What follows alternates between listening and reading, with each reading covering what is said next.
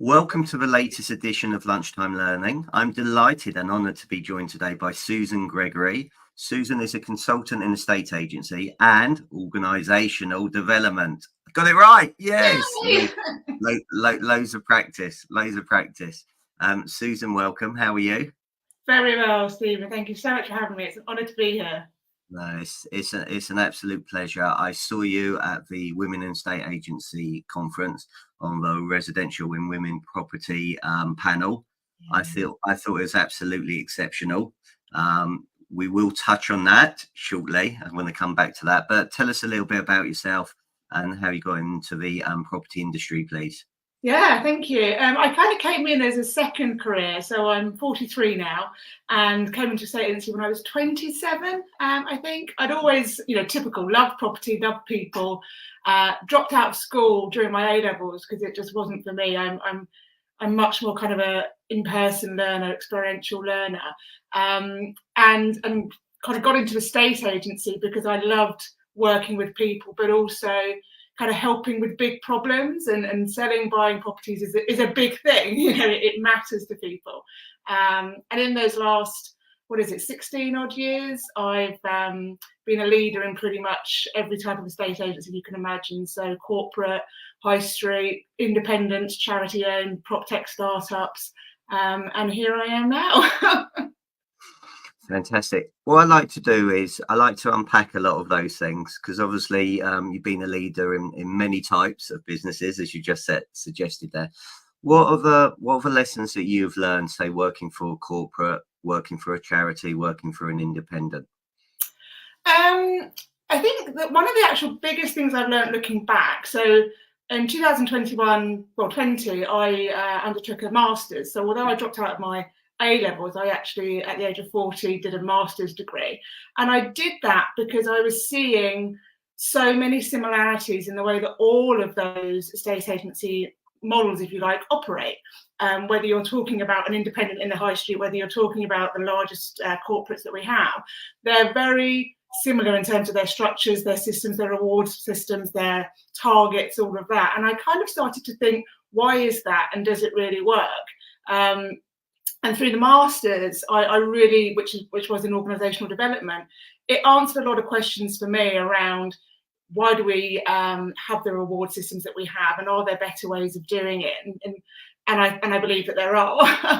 And that kind of ties into things like inclusion and diversity, and who we attract and who we retain, and women in the state agency and women in residential property. So I guess my biggest learnings out of that is that although there are many differences, there are more similarities. And for me, that means there are more opportunities to do things differently, that work for people who maybe we don't retain in our industry in a way that maybe we should. Okay, so I agree. Retention is a challenge. Finding and hiring is a challenge.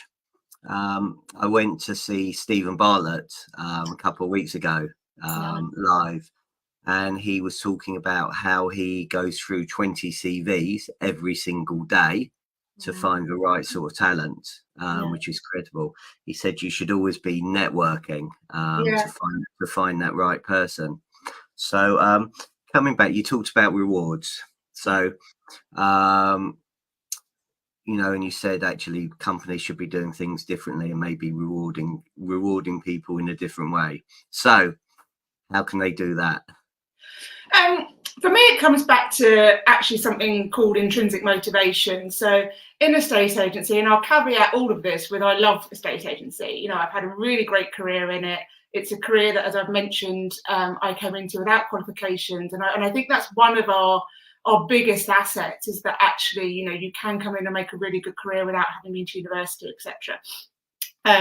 But what we can then do is actually attract people who are people who are service orientated, who are all those things that we say we are as an industry. But actually, when you look under the bonnet, we target and reward based on short-term sales targets. And those are two really different mentalities, to be a service provider or a target-driven salesperson. And what I find fascinating about that is not only do we kind of seem to fall between this gap of saying we're a service industry, but we act like salespeople. But actually, even with the way that our industry works, it doesn't correlate to be a monthly targeted profession, because nothing happens monthly. It's not like we produce a house, it goes on the conveyor belt, we scan it as a, with a barcode, and then we sell it and it's done. It's much more complex than that. It's much more complicated than that. So it almost doesn't align with the way that the reality is of buying and selling property to have short-term sales targets. So there's that part of it, which I find really interesting, but also there's that part about intrinsic motivation. So we are all intrinsically motivated. We all want to do great things. We all want to be of service. We hear it all the time about people kind of going, what was your most successful thing? And it's not that I got this, amazing commission. It's that I really helped these people make a really big move that was really difficult. And it's because I spent time, or I understood, or I listened. That's what really, really inspires great people. And so focusing more on understanding your team's intrinsic motivations, and almost decoupling that from, I need to earn a living, or I need to put food on the table and pay the bills, because what we can tend to do at the moment is actually we lose that intrinsic motivation because we're pushing people into something that actually means they've got to do a quick win. Really, really interesting. So understanding team motivation. So if I've got a team, 5, 10, 1, doesn't matter, how do I find out what actually motivates it, what motivates my colleagues? I mean, you said going under the bonnet, and it's really interesting because I remember my old Green & Co days, and we had started off, I think we were in a new office in Crouch End, and we had a lettings team of 4, including property management, a letting coordinator, and I think it was maybe October, they did 30 lets, and they done brilliantly, and it was absolutely an incredible month and fantastic. And obviously I wanted to motivate them and keep the same level for November, being a greedy short-term salesperson as I was at the time. And so I said, so what would you like? What would motivate you to, get to a similar sort of levels? And I was pretty shocked at the answer. They wanted a big night out in London. Okay, so I said, well, what will that cost me? And they said £1,000. And I said, sorry? So what are you going for? So, well, we go for a nice steak. We get absolutely legless. We go and have a nice, whatever it was. Honestly, I've never seen people work so hard to get legless and have a night out in London. But it was just interesting for me because that was their motivation, to go out and have a big night and enjoy themselves. So how do you really understand what your team's motivation is? The most important thing is to ask the questions and really try to understand them as individuals. And everyone is different. I think on a surface level, there is something about, ask the question, what do you want? We have to also understand the reality that the people we're talking to are in a current system. They're in a current system that tells them that the commission structure is right, that has attracted them to some degree to that. So you've got to start to unpick that. And the only way you can unpick that is by having what's called kind of psychological safety.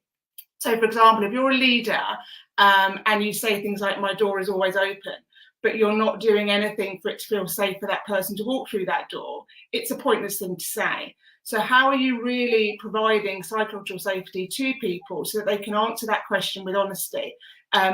I'm going to talk about women slightly a little bit now. For example, we are in a male-dominated industry at senior level. It is a problem. We are therefore those leaders are understandably recreating the same patterns that were successful for them, that they enjoyed. And women, and all of us, are different. And it's difficult, I don't like to generalize, but for a woman to say, actually, what would make me feel really valued is to have a half day off. Now, a man might say that as well, or to be able to go and do something, or whatever it might be. To get to the nub of what's important to somebody, they have to feel safe to say that and not to be laughed at, or to go, well, does that mean they're not as motivated as somebody else, or does that mean they're not as aligned with us as somebody else? So it's a lot of personal work for that leader to actually have to do, to be curious enough and interested enough to really listen and to really create space for people to answer with honesty, and for all of those answers to be welcome, even if they're not what people expect. So I think there was an interesting stat that I think was it a 50-50 split of ladies and gentlemen in the industry, but yet the amount of people, ladies in high jobs was I think it was 7 or 11%. I think it's very low, the numbers. It's so low, and this is actually where my masters came from, because I remember I was experiencing it. So I'd risen through the ranks, climbed the ladder, whatever it is, whatever you want to call it. But I was noticing that actually, in order to do that, and I mentioned this at the Women's Leadership Conference, I almost had to behave in a way that isn't quite my authentic self. You know, I had to fit into the systems and structures of what that looked like. And I was kind of going at my masters, I was going, why the thing about a state agency and our gender pay gap, and the fact that we don't have proportional number of women in senior leadership position, that really, really bothers me, is that we attract them in the first place. So it's not as if we're an industry that that doesn't attract women in the first place. We have thousands of incredible women in our industry, and we've got some really great senior leaders, don't get me wrong, but actually the proportion of women that we have at the lower quartiles is over 50%, and then as we go up it drops to below 25%. That is massively problematic. It's problematic because it means we're not getting that diverse skill set. It's problematic because it means, from a business perspective, like you've touched on, retention, it's huge trying to retain people. The costs of that are massive. And then the data also shows us that organizations that have a more diverse senior leadership are more profitable. So it doesn't make business sense to be operating like that. And then for me, it's how what is actually going on. And again, we touched about this on the conference, that means that's happening. Why are we losing these great women who are, I see it all the time, and I see it in forums and I see it in conversations, and they're saying, I'm just sick of it. I'm sick of not being heard. I'm sick of not being listened to. I'm sick of not feeling that I'm valued. I'm going to leave the industry. And it makes me want to scream, because they've been in the industry for maybe even 20 years and they're just, I've had enough. I've had enough. One, how's it going to change? And two, how do we make it change? Really good question, and I remember being asked this on another sofa, and I looked back, and that was 3 years ago that I sat on a sofa, and I was asked the sofa, and I was asked, what do women need to do about it? And I said, this is not a women problem. This is not a women problem. It's an all of us problem. If you're going, so how do we make it change? For me, if you're going for an interview, maybe in a large organisation where they are legally obliged to share their gender pay gap, look at it. Now, there's all of our large organisations have significant gender pay gaps. That is the fact. So there's no point kind of going, you've got a big gender pay gap, I'm not going to work for you. Go to an interview and ask what they're doing about it. Bring it up. Come through into the industry or into a next position talking about it, and see what kind of answers you get. Are they aware of it? Do they care about it? Do they seem to actually understand what's going on? We can all do that. And then as leaders, as I say, it's about looking at what systems, structures, processes are we habitually using that are actually causing this to be a systemic issue. It's a systemic issue that can be fixed. We've seen it with COVID. We've seen it, actually, if we start to move the dial, we can do amazing things. One of the things I've learned that's really, I think, important to share is that what you're actually asking leaders to do there is change their mindset. And that's a huge thing to do. If you've kind of built a business or you're leading a business and this is what good looks like, and it's always been that way, to start to go, okay, but maybe there's another way. Or what are we not seeing here? Or who are we losing, and why might that be? It's actually quite a vulnerable place to be, because you're starting to unpick things you thought were always true. I've been to the Women in the State Agency conference twice now. I think I'm most probably very naive. I think I learned a considerable amount of stuff that I hadn't even considered thinking about. So going back to agency, and Sam, who passed away, sadly, didn't go through the menopause. So, and when I sat in a panel and somebody was talking about the menopause, I honestly didn't understand what they were talking about. you know, when ladies, you know, are on periods and stuff like that, and how what leaders do to provide whatever they need to do in the toilets and stuff like that.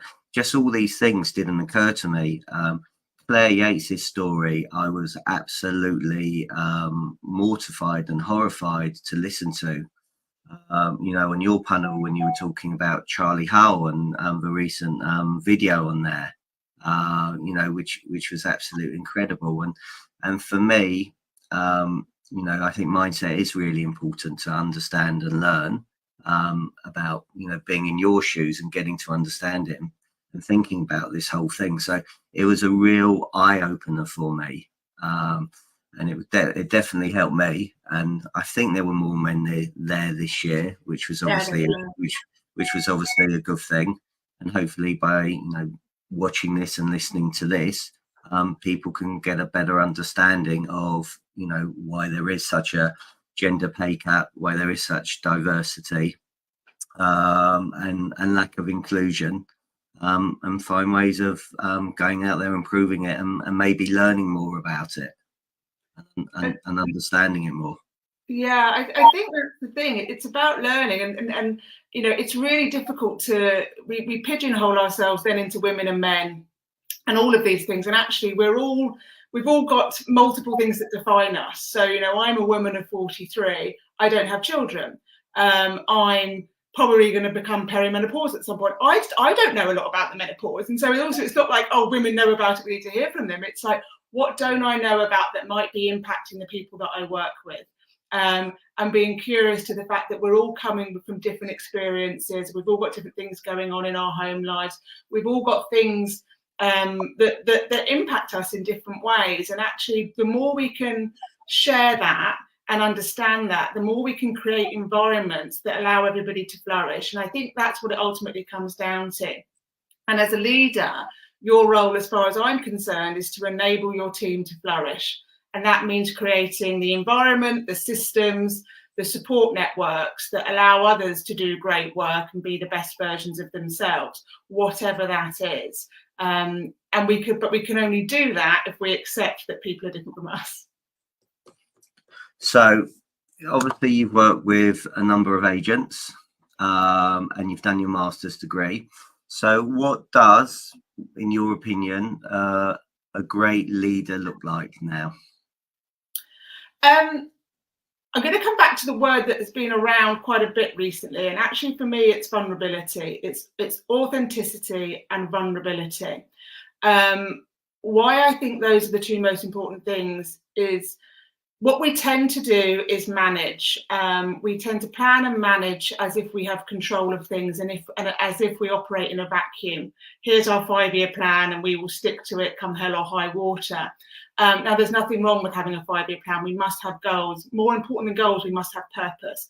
A leader that can define a purpose is for me instrumental, because if you align behind a purpose, it doesn't matter what gets in the way. It doesn't matter when things change, which they will, because we don't live in a vacuum. But if you kind of go, right, this is what we're aiming for, this is what we stand for, this is what we believe in, when those things happen, you can pivot and move, because you can say, right, okay, but how is this going to take us to the thing that we really care about? And what that also allows is for autonomy. So when you can kind of say to people, right, these are the things that we stand for, this is what we're here to do, this is what matters to us, you can then kind of go about that in ways that, again, allow for that individualization, that allow for that autonomy, that allow for people to do that in a way that works for them. And when we're dealing with members of the public, that authenticity is so important. You know, when you're sitting on somebody's sofa, building rapport, understanding their situation, if you can talk about it or present yourself in a way that is your authentic self, then you're going to build that rapport in a much better way. So leaders that can bring that to the table and encourage that in others, in the complex world that we live in, will have companies and people that thrive.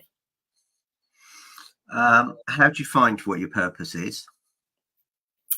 Really good question. It was actually ended up being the subject of my dissertation for my master's, because I'm purpose driven, and actually it's the thing that is like the lowest common denominator. So when you kind of go, what do you stand for? What's important to you?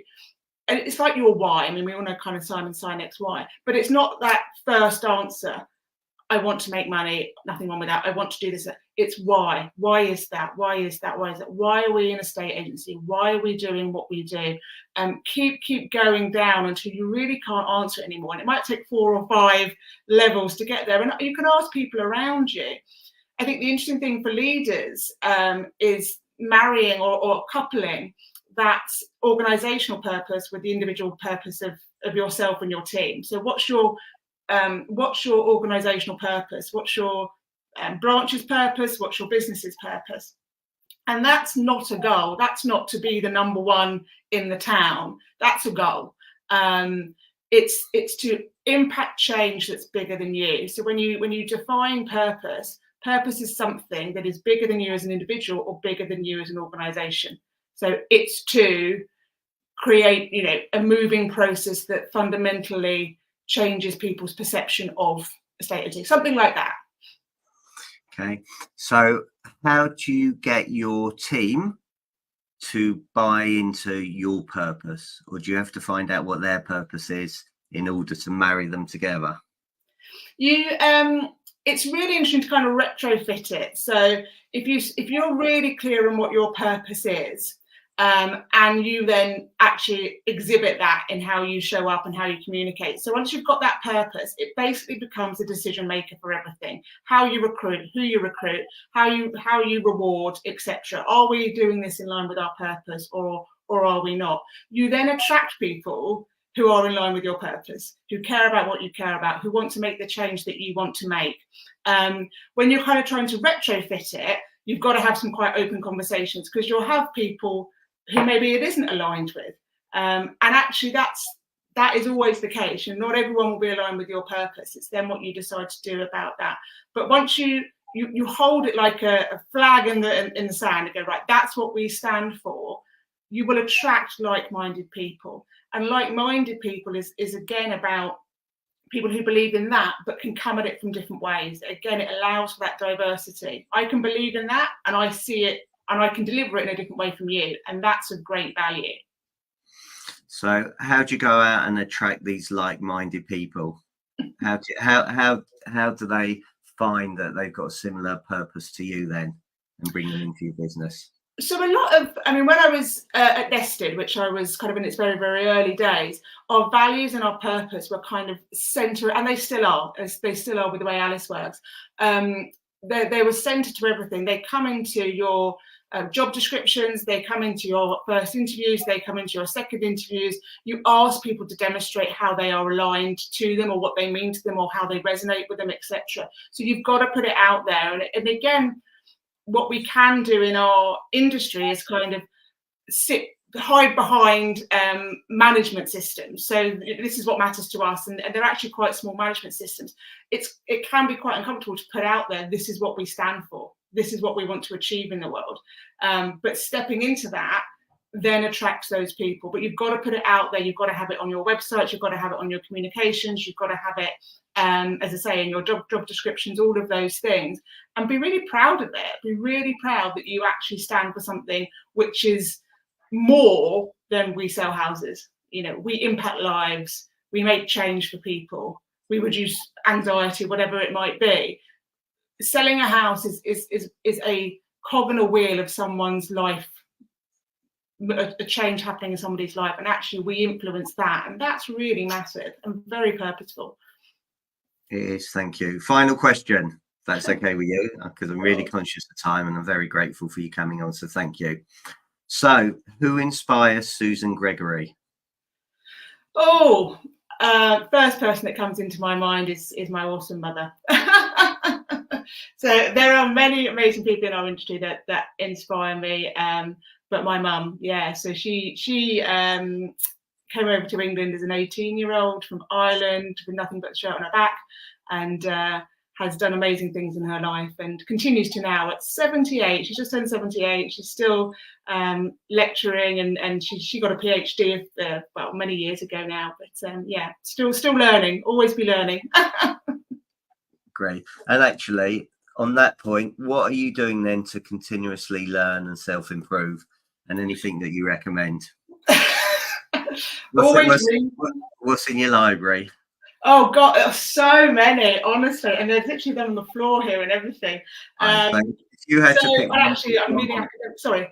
If you had to pick one book for people to choose to listen to, actually, for this conversation, it would be